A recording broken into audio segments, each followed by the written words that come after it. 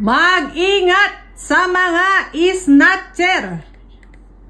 Ayan, makikita nyo guys na hinahabol ng lalaki ang dalawang lalaking nauuna dahil hinablot nito ng mga ito ang kanyang bag, at nang maabutan niya ay kinuha niya ang kanyang bag. Pero ang ginawa ng dalawa ay binugbog siya. Walang nagawa ang lalaking nahablutan ng bag.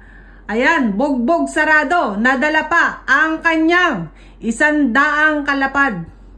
Mga kababayang Pilipino, mag-ingat tayo dito sa Japan.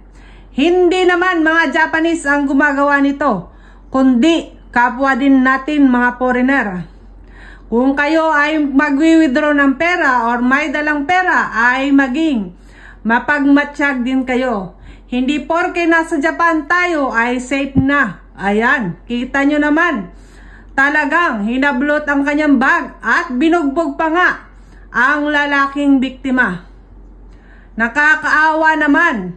Ang pangit lang dito sa Japan ay hindi marunong tumulong ang mga tao o tumawag ng saklolo.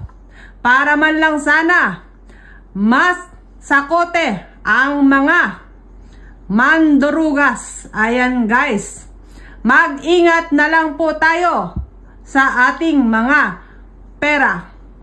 Sabi ko nga sa inyo, kung walang marites, malilate kayo sa latest. Thank you so much for watching.